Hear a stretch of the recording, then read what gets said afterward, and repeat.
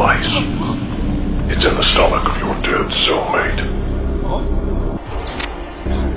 You better hurry up. Live or die. Make your choice. Hello everyone, my name is Ryan Cam, and welcome back to the road to Saw 10, where I'm going to be covering every Saw film in honor of Saw 10 coming September 29th. I've already covered Saws 1, 2, 3, and 4. Playlist link in the eye in the right-hand corner if you would like to check that out. But for right now, let us reach the halfway point of this series by talking about Saw 5. This was directed by David Hackle, and unlike what I said in my Saw 3 review, this is the first movie without any involvement in this series from Leigh Whannell, James Wan, or even Darren Lynn Bousman.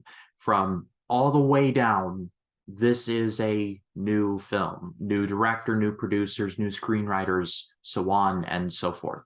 When Jigsaw meets his demise, or John Kramer for that matter, the mantle is taken up by his assistant, Detective Hoffman. And, well, he basically runs the empire now, and it's not going super hot as Agent Strom is quickly on the path. And, well, Hoffman is not taking that too well and basically almost ruins everything. Talking to my friend Jacob Collins from 3D Movie Cinema, he was a part of the Saw 4 review last week, he told me that 5 is where things start to take a turn for the worse in terms of quality. And while I can safely say that 6 and the final chapter are not terrible, more on that in the next couple of weeks, Saw 5 is my least favorite of these movies so far. It's not an unwatchable movie, it's not horrible, but the series makes choices here that I just do not agree with, and not tanking the movie, but definitely not choices that I agree with. First of all, with making Hoffman the new Jigsaw. That is the killer for me. And personally, I thought it should have gone to Amanda. It seemed like they were grooming her to be the disciple. I guess Shawnee Smith didn't want to be in these movies anymore. I looked it up.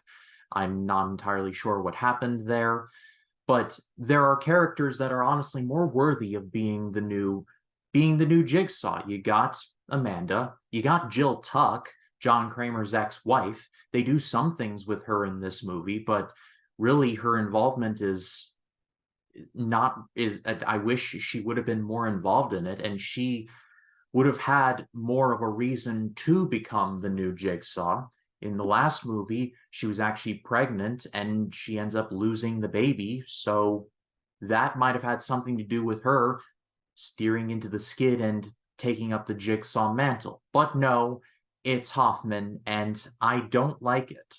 It doesn't help things that the movie does such a job of trying to insert Hoffman into all of these moments that we all know as like fans of the series, but he was just like there the whole time when nothing leading up to this moment had really suggested that he was there to begin with. And again, I don't think there was the purpose of making this series so big and expansive.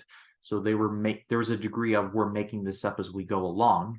That's normally a bad thing, but it's also, I've praised the level of continuity that has been maintained 4 and now 5 movies deep. But again, trying to put Hoffman into all of these moments, like he was just there watching and helping Jigsaw try and build these traps the whole time, it just came across as lazy to me. And I also looked it up, and I did tell a bit of a lie. Shawnee Smith was in this movie, but in a flashback. And she uses the flashback to kind of tell Hoffman that he kind of sucks at this. Basically saying that the rack trap where the dude's like this from the last movie, like, she basically tells him that he's doing it wrong. And he kind of was doing it wrong, which is why I was like, Amanda, you should be the new killer. But no, it's Hoffman, and it's a decision that I just thought sucked. Not to mention, narratively, Hoffman is kind of going into it for the wrong reason. John Kramer basically went against his enemies. Hoffman is doing the same thing, but instead of showing people that they should be grateful for things, instead, he's doing it for the opposite reasons. He's doing it out of blind vengeance and lashing out. And it really, really shows. Compounding that fact is the fact that the game has felt it's a complete disconnect from the last couple of movies, where in the last movie, the game has something either related to John Kramer or an axe that he has to grind with society. Here, it feels like the game was just there because it's the Book of Saw. You gotta have people going through screwed up traps just because. It never felt more unnecessary than it does in this movie.